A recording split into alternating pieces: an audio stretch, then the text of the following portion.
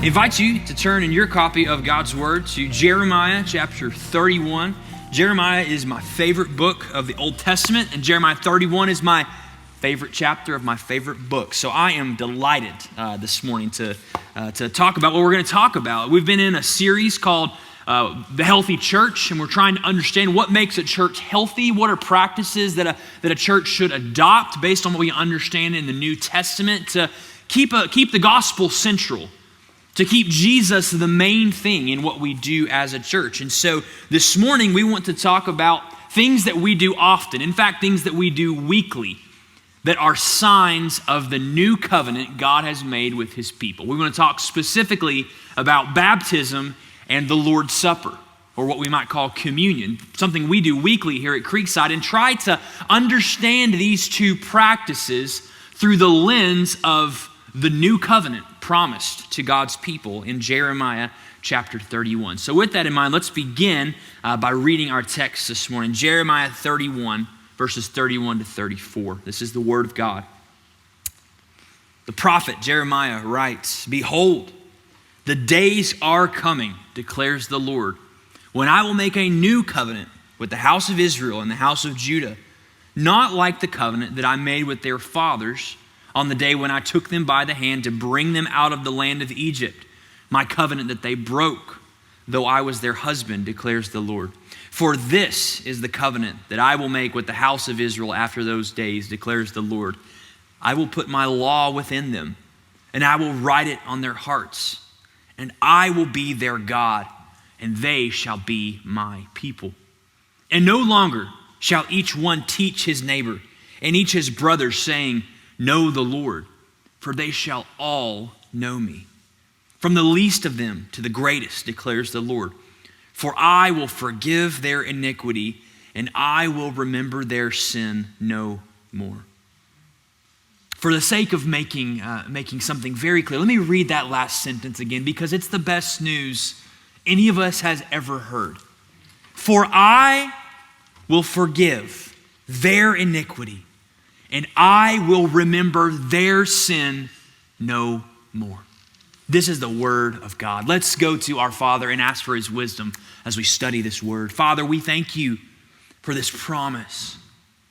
Lord, that you would forgive us of our many sins. Forgive us of the ways that we have rebelled against you. Lord, what grace and what mercy we see here. And we know this grace and this mercy is poured out for us through the life and the sacrifice of your Son, Jesus. Lord, we praise you for Jesus today in this time of year where we remember the incarnation, the wonders of God coming to dwell with us. Lord, we praise you for Christ. And Lord, we thank you for your word, that it is true and that through it we can know you, Lord. Help us today. Move by your Spirit as we study your word. Give us wisdom and understanding. And Lord, I pray that above all things, your word be heard and not my own, that you receive all the glory. It's in your name I pray. Amen. I wonder if you have any special traditions in your life. This is a time of year we talk about traditions. We talk about decorating the Christmas tree and all those different kinds of things, putting up Christmas lights. Maybe you're one of those families that decorates gingerbread houses. Maybe that's you. Not my thing, but some people, that's their tradition. People love traditions. They love rituals because it's part of our human nature to love to do the same things over and over again. And as we do those things, they become more meaningful over time. My mother, she loved to practice these Christmas traditions with me and my older brother whenever we were younger, whether it was just decorating or making deviled eggs or whatever else it might be. We had these traditions and we do them every year. And the older and older I got, the more meaningful they became. It's a great thing to have traditions, but you know, the joy in making gingerbread houses or something like that is not really in making a gingerbread house. It's the sign of spending time with family. It's the memories that are created through that thing. A gingerbread house is not a very costly house. It's not a very expensive thing, but those memories in a lot of ways are priceless. Those traditions point to something greater. For me personally, unrelated to Christmas, but I have a small tradition I like to keep. I love to go on backpacking trips. I love to take a tent and the stuff I need for food for 3 or 4 days and put it on my back and go out in the woods somewhere and live for a few days. You might say that sounds like cruel and unusual punishment, but I love it. I love to go and do that. A number of times I've hopped on a plane with some friends and we've flown out west and gone to various national parks. And one thing that I love to do is after I've slept on the ground for 2 or 3 days in one of these national parks, I love to get a sticker. I've got this sticker on my water bottle. It says Zion National Park out in Utah. A couple years ago, me and some buddies went to Zion and we slept on the ground for a few days and I got a sticker. Not because the sticker is at all valuable, but because it reminded me of something that I have done. So I slap it on a water bottle or on my laptop or whatever else. Now, I'm not a sticker collector. It's not like I have an affinity for stickers, but rather I want to remember what the sticker represents. There's an experience there that when I look at that sticker and it says Zion National Park, I remember the beautiful landscapes and the conversations I had with my friends and all of the other things that go along with living in the woods for a few days. I appreciate the tradition, the ritual of it. The sticker in and of itself is not worth much. In fact, they rob me blind at the gift shop. They produce the sticker for cents and I buy it for dollars.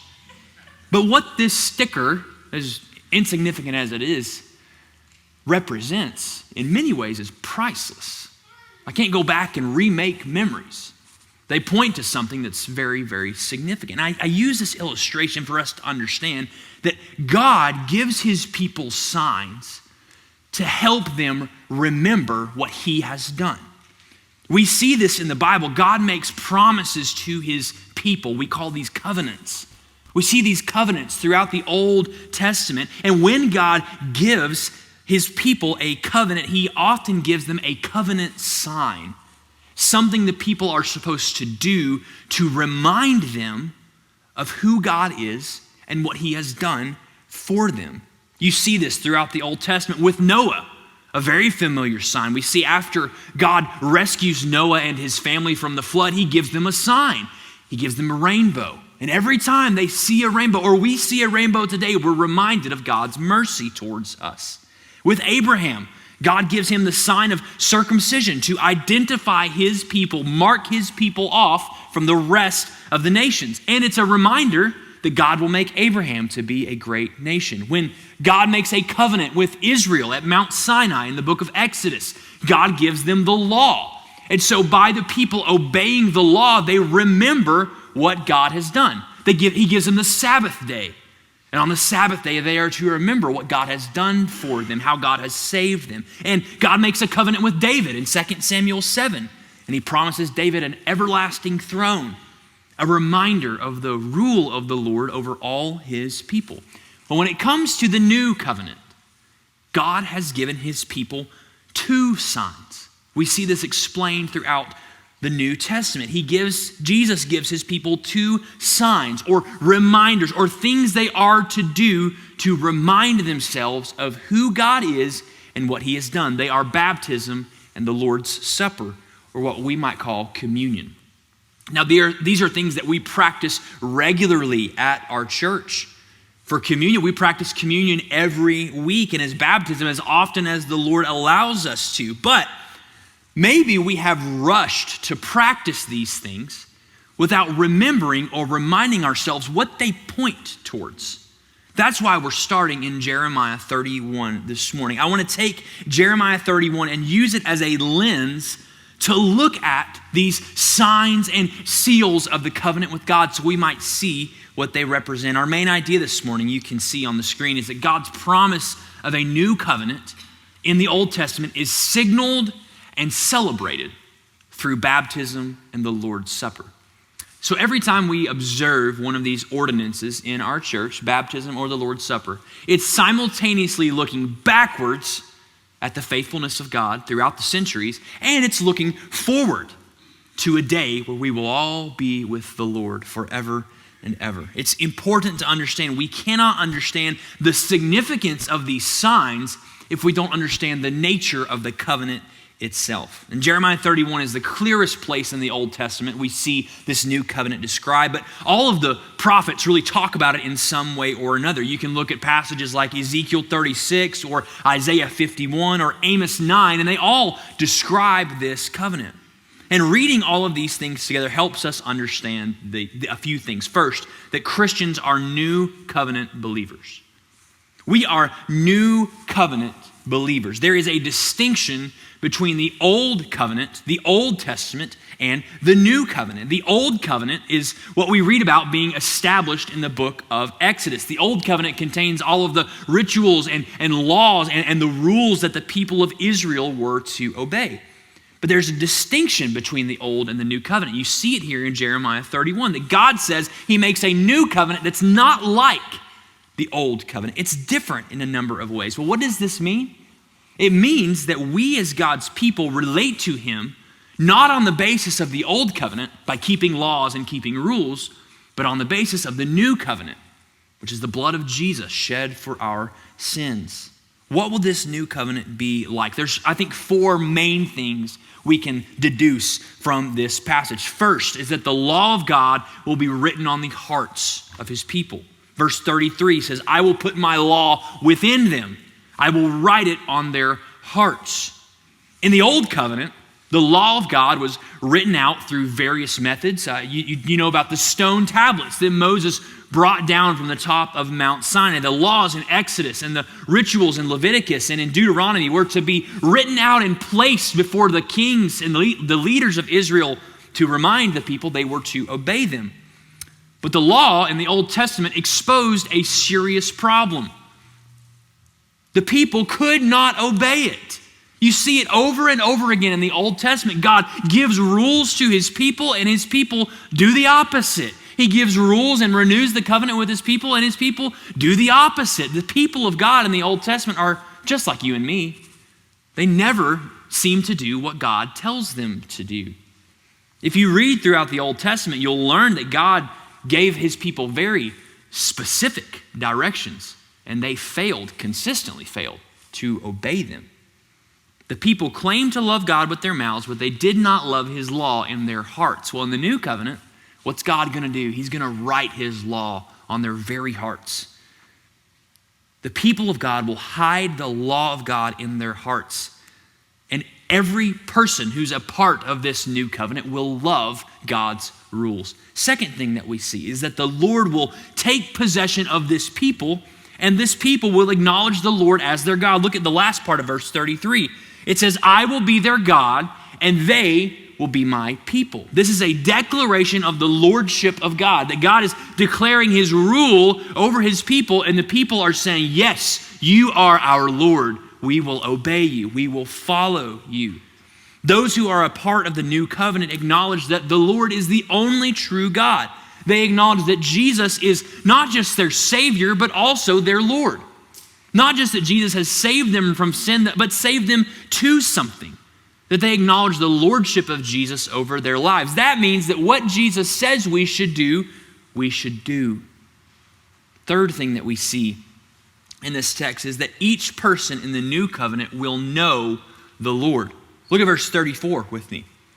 No longer shall each one teach his neighbor and each his brother, saying, know the Lord, for they shall all know me, from the least of them to the greatest, declares the Lord. This is important because in the old covenant, there were people who seemed to belong to the covenant, but yet didn't really abide in the covenant. For example, in the Old Testament, the prophets speak about individuals who are circumcised in their flesh, but not circumcised in the heart. This means that in the Old Testament, one could be an Israelite externally by circumcision, but not internally.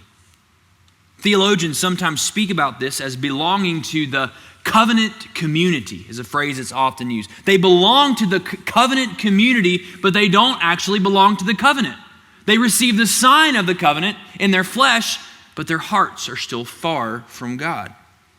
In the new covenant, however, this is not the reality.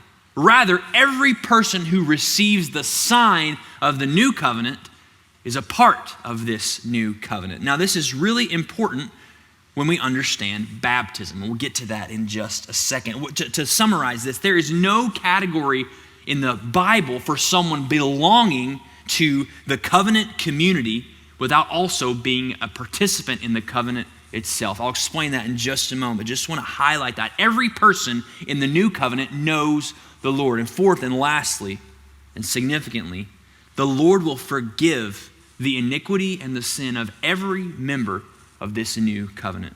This beautiful promise that we read twice when we read the text a minute ago. God says, I will forgive their iniquity and I will remember their sin no more. The new covenant is about a number of things, but at its core, it is about forgiveness. It's about the forgiveness of sinful people, a restoration of sinful people to a right relationship with God. This is why when Jesus stands in the upper room with his disciples the night before he is crucified, he holds up a cup, and what does he say? This cup is the new covenant in my blood. He is instituting something brand new for his disciples, but it's something that's been promised for centuries beforehand. You see, it is because of Christ's precious sacrifice that sins can be forgiven. No one's sin is ever forgiven unless it is forgiven by Jesus, by his perfect work on our behalf. And what's more is that this forgiveness of sins is accompanied by knowing God, by becoming God's own possession. The new covenant is about the gospel. That everyone who places their faith in Jesus, everyone who calls on the name of the Lord shall be saved. Their sins forgiven, they become a people for God's own possession. The new covenant is a reminder that we cannot save ourselves.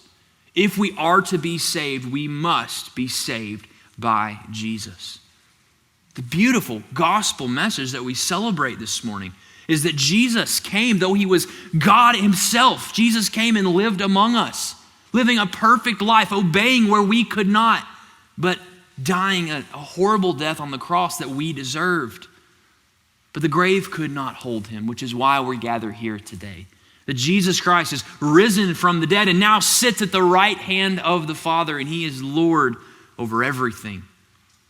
And the gospel promises that everyone who repents of their sin and trusts in Jesus will be saved. Do you know this Jesus? Do you know the Lord? Have you turned from your sin and trusted in him? I pray you have. I pray you know the beauty of this truth, the goodness that it is to know God. And if you don't know the Lord, let me remind you, there's no better day than this day to trust in him. Understanding the new covenant as described in the Old Testament is imperative for our lives together as Christians. It's important to understand that the way we relate to God is not through the old covenant, it is through the new covenant that God has promised here in Jeremiah 31. Christians are new covenant believers, believing in Christ's sacrifice as perfect, sufficient, and full atonement for our sins. This means that while the signs and seals of the Old Testament are instructive for us as Scripture, they are not binding for us as law. We should not practice circumcision or the keeping of the Levitical laws of the Old Testament as a way of trying to prove some kind of old covenant faithfulness. Why? Because Christ has already done it for us. Christ has fulfilled all of the requirements of the old covenant because he obeyed God perfectly. Rather, he has instituted for us a new covenant. And in the new covenant, there are two unique rituals that we see Jesus command his followers to observe: baptism and the Lord's Supper. So just like every time I place that sticker on my water bottle, it reminds me of what I have done in the national park I've been visiting. Every time we celebrate baptism or the Lord's Supper, it should remind us of what Jesus has done for us. It should remind us of this new covenant promise that we belong to the Lord, that he is our God, and that we are his people, and that our sins are forgiven. Now, while we have a number of theological differences with the individuals who wrote the Westminster Confession of Faith, particularly when it talks about baptism. Its statement on these signs and seals, these ordinances of the new covenant, are really helpful. The Westminster Confession says, baptism and the Lord's Supper are holy signs and seals of the covenant of grace, instituted by God to represent Christ and his benefits and to confirm our interest in him, as also to put a visible difference between those that belong to the church and the rest of the world. So one of the ways we signify who we believe in, one of the ways we signify our difference from the rest of the unbelieving world is through observing these signs of the new covenant. The two institutions given by Jesus to his disciples. These two signs are different in a number of ways, but they're significant in two ways. First is that both of these signs are directly tied to the new covenant promises of Jeremiah 31. You can't isolate the institutions of the church from the new covenant promise of the Old Testament. We must understand that. Second, neither one of these new covenant signs save you in and of themselves. No one is saved because they are baptized. No one is saved because they observe the Lord's Supper. We are saved by Jesus. These signs point to him. They point to these realities. Christians are saved by grace through faith, not by works, that none of us might boast. The signs and seals of the covenant do not provide salvation for us by their mere observance. They point to salvation. They point to Jesus. So let me just be very clear. Just because you've been baptized does not mean you are saved. Likewise, just because you have taken the Lord's Supper does not mean you have been regenerated. And I don't say that to cause anyone to doubt their status before God, but to consider that it is looking to Jesus that saves us, not observing church institutions. These signs are outward expressions of deeply spiritual realities. So what I want to do with the remaining time that we have is look at both of these signs and ask the questions: who, what, when, why, how, and who. I said who twice. Who, what, when, how, and why. And understand why we observe these things in the way that we do and why that's significant for us for a church. Second thing in our sermon this morning is that baptism is a picture of new covenant realities. Baptism is a picture of what God has done for us in Christ. You might be asking, what is baptism? Well, baptism is the practice of submerging a believer underneath the water to signify their union with Christ, profess their faith, and signify membership in a local church. Three things in that definition. First is it's our union with Christ. That baptism signifies our death to ourselves and our desire to be united with Christ.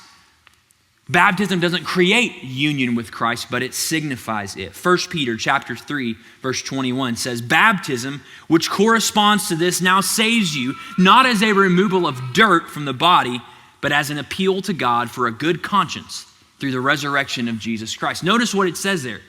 It says that baptism doesn't save you by washing away your sins or by removing some dirt from your body. Baptism is a sign of your good conscience before God, your union with Christ, that we are dead to our sinful selves, buried with Christ in baptism, and raised to walk in the newness of life. Second thing that we see is that baptism is a profession of faith. I think I should say it is the profession of faith. The New Testament understands that baptism to be the main way that believers in Christ profess their faith in him. Every time we see baptism occur, we are reminded of the faith in Christ that is preciously and graciously given to us by his Spirit. In a real way, what we see in the profession of faith through baptism is a picture of the gospel. Third and lastly, we see that baptism signifies membership in the local church. Baptism is both a corporate and an individual act. It is something that an individual partakes in, but also something that is corporate in nature. That means when someone is baptized, they are baptized into something. They are baptized into the church.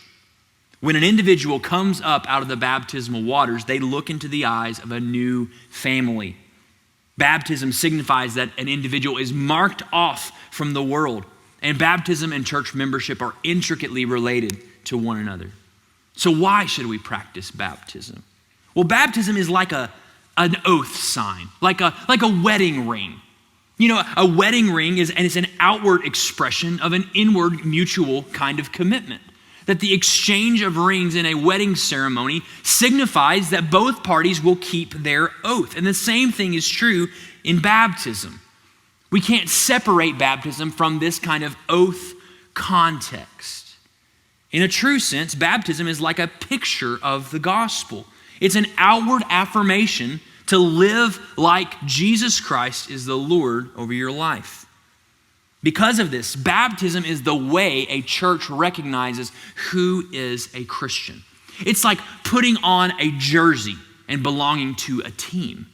It's what baptism does. It sets us apart from the rest of the world.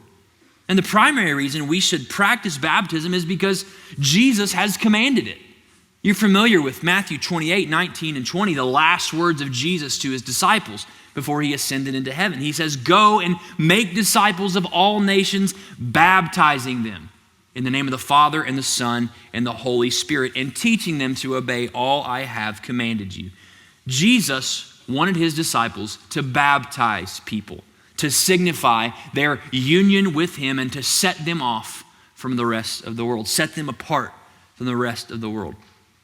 So that begs the question, when should we baptize? As a church, is there a certain time we should baptize? If baptism has certain implications for both the individual and the church body, when is it that we should baptize? Well, we understand in the New Testament that baptism took place in the gathering of the local church.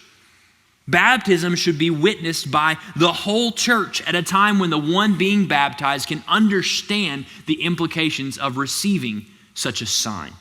It's something that the whole church participates in. How should we baptize someone? I think the New Testament is very clear on this, that we should baptize people by the practice of immersion. That's what the Greek word baptizo means. It means to put something under the water. So here at Creekside, we put you all the way under the water, right? We don't leave any part sticking out. We practice immersion because that's what we understand the Bible to teach. And immersion is a picture of being buried with Christ as you're buried underneath the water and then raised up, signifying that it is Christ who has saved you from sin and from death. This leads to the question, who should be baptized? I think the New Testament is very clear and the New Covenant is very clear that believers should be baptized. Not the children of believers, but believers themselves. Colossians 2:11 and 12 says, "In him you also were circumcised with the circumcision made without hands, putting off the body of the flesh by the circumcision of Christ. Having been buried with him in baptism, you were also raised with him through faith in the powerful working of God who raised him from the dead." Baptism signifies entrance into the new covenant. Remember these four things that the new covenant promises: that the law would be written on their hearts, that they would be possessed by God and for God, they would have a knowledge of God, they would know the Lord, and that their sins would be forgiven. Because of this, baptism also brings with it the responsibilities of church membership. That is, according to the New Testament, when someone is baptized, he or she is baptized into the membership of a local church, and therefore should exercise all the rights and duties of membership in that local church. To strip baptism from the local church is to make baptism meaningless, simply getting wet, like jumping in a swimming pool.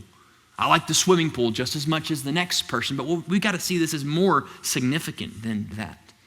And related to this, I'll just say we don't want to practice what I would call delayed infant baptism.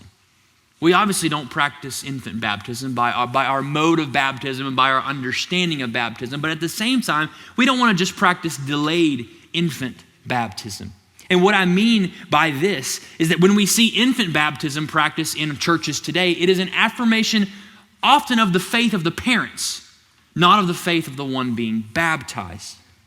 However, what we see in Jeremiah 31 explicitly says that everyone in the new covenant will know the Lord. Because of this, I believe it is wise to wait until a church is certain that a child knows the Lord before they can participate as members in the life of the church and be baptized.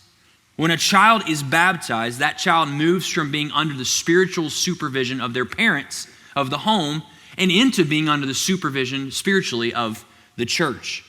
So to say this another way, I don't think a child should be baptized by the church until that child is willing to be disciplined by that church, if that child is to fall into a category of gross sin.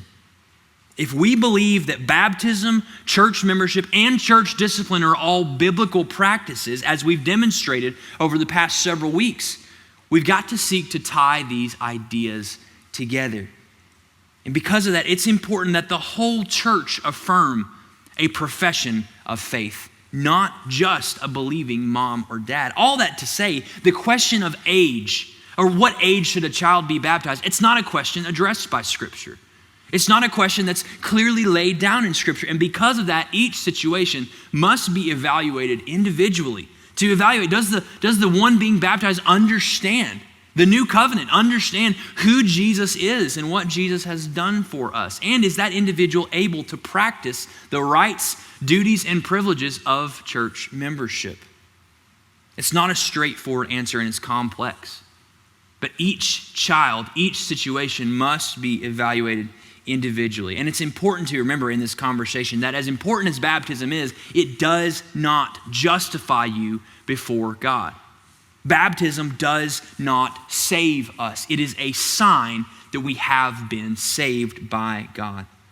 All this to say, we want to be certain that our practice of baptism as a church accords with what we see prescribed and described in the New Testament for the church. So it's important that we pray that people would come to Christ, that we might baptize them, that they might be obedient to the Lord Jesus. Moms and dads, if your kids are asking questions about baptism, praise the Lord for that. That's a sign that the Spirit of God is at work in their heart. Continue to encourage those kinds of conversations. Talk about the gospel with them often and encourage their faith. And church, let's pray together for our parents who have children, that they might raise children to know and believe the Lord. And every time we baptize someone, every time God gives us the privilege to observe this ordinance, might we be encouraged in our faith corporately and personally as a sign of the new covenant God has made with us. Baptism is like the wedding ceremony. It's like the entrance into the covenant, and it points to a greater union with Christ. But we have a second sign in the new covenant, a sign we plan to observe in just a few moments. Third and lastly this morning, the Lord's Supper is a participation in new covenant privileges. If the baptism is like a marriage ceremony or like exchanging of rings, then the Lord's Supper is like a marriage renewal, a renewal of vows, if you would, a reminder of what Jesus has done for us and the way in which Jesus wants us to live.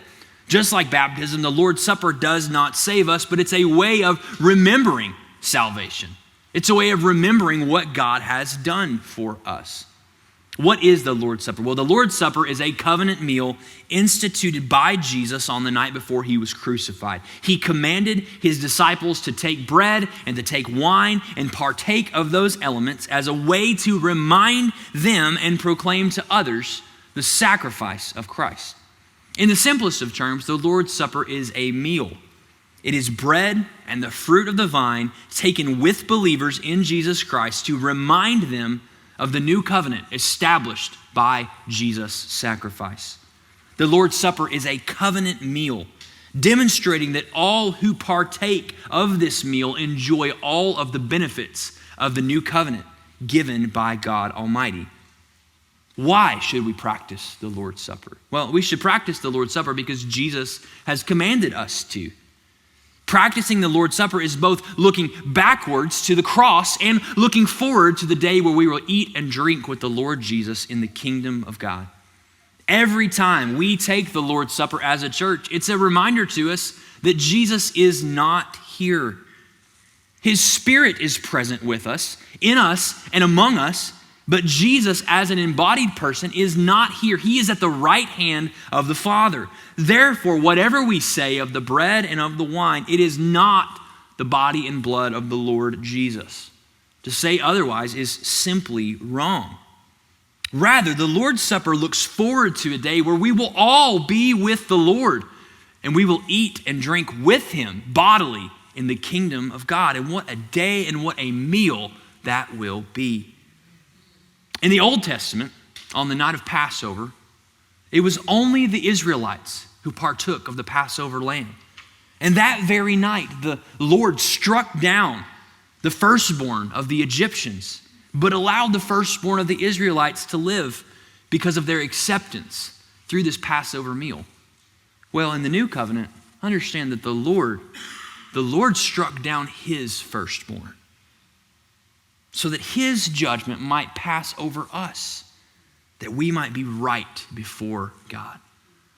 The Lord's Supper reminds us of these immense benefits, of the great sacrifice of Jesus Christ. It leads to the question of when should we practice the Lord's Supper? Well, the New Testament doesn't give a clear answer to this, but we should practice it often.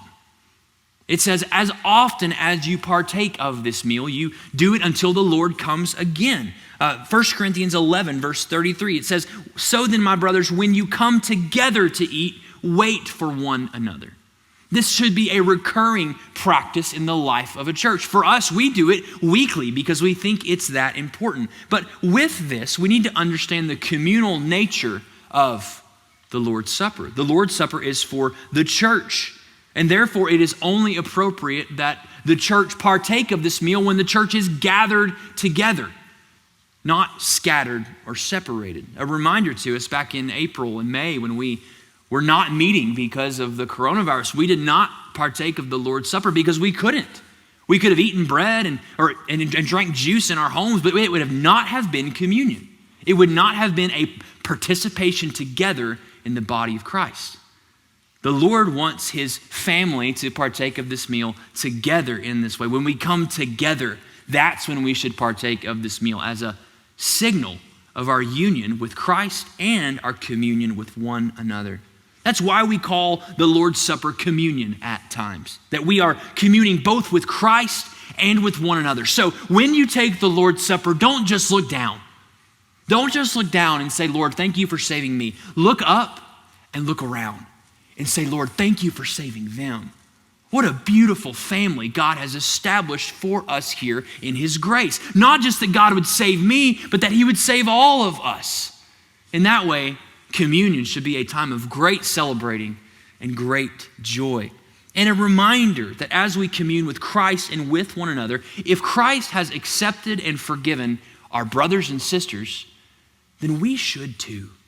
We should reconcile where there are wrongs in interpersonal relationships, and the Lord's Supper should lead us to do just that. The Lord's Supper should be a unifying thing for the church. Leads to the question of how should we practice the Lord's Supper? Well, 1 Corinthians 11 is a really good place to start. 1 Corinthians 11, verses 27 to 32, so it reads like this. Whoever eats the bread or drinks the cup of the Lord in an unworthy manner will be guilty concerning the body and blood of the Lord. Let a person examine himself then, and so eat of the bread and drink of the cup. For anyone who eats and drinks without discerning the body drinks judgment upon himself.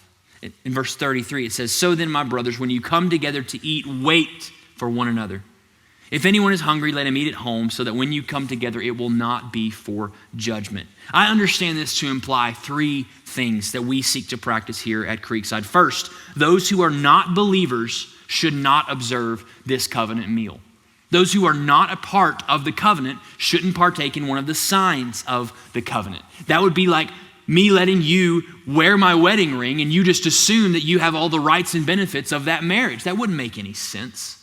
Likewise, we should not allow non-believers to partake of this meal. It is a meal for believers. There should be a distinction between the church and the world. Second, those who are in gross sin should not partake of the Lord's Supper. What I mean by gross sin is a kind of sin that is worthy of church discipline, a sin that is habitual, persistent, and unrepentant. And third, those who are planning on sinning should not partake of the covenant meal, because it should encourage us to walk worthy of the gospel, not to walk contrary to it. The supper is not a license to sin. And this is the examination that it's necessary when we come to the table of King Jesus. Lastly this morning, who should observe the Lord's Supper? Who should do it? All who are believers in Jesus Christ and have been baptized for the forgiveness of their sins. To think of it another way, anyone who is a member of your church or could be a member of your church should partake of this meal when we receive it. This is a reminder to us that none of us comes to the Lord's table because we are worthy. None of us has lived a perfect life this week. None of us is going to live a perfect life next week. Only sinners are welcome to the Lord's table, but only the sinners who have been saved by a Savior. It's so important for us to remember. There's an old account of a man, a Scottish minister by the name of Dr. John Rabbi Duncan. He's a Scottish minister, and he had a young lady in his congregation, and she was gripped by her sin week after week. As they would partake of the Lord's meal, she would refrain. Week after week after week, she would refrain from this meal and just be burdened over her sin. Finally, this Scottish minister came to the young lady who was so gripped by her sinfulness, and he whispered in her ear, he said, "Take it, lass. It's meant for sinners." So important that we understand we don't come to the table because we are worthy, but because Christ is worthy. None of us is worthy to come to the Lord's table in our own strength. None of us have kept God's law perfectly, but Christ has. We come to the table assuming the benefit of Christ because of our union with him as a reminder of the new covenant in his blood. If you're in Christ today, you should take the meal. But as you take the meal, remember what the meal represents. It does not represent your righteousness. It represents Christ's righteousness. As we celebrate these signs and seals in our church, I pray you're encouraged. The understanding of what these signs and what these seals represent, I pray they encourage you in your Christian walk, that you live faithfully to the Lord Jesus. He's the Lord over all of your life. I pray you're reminded of the benefits given to us in Christ in the new covenant.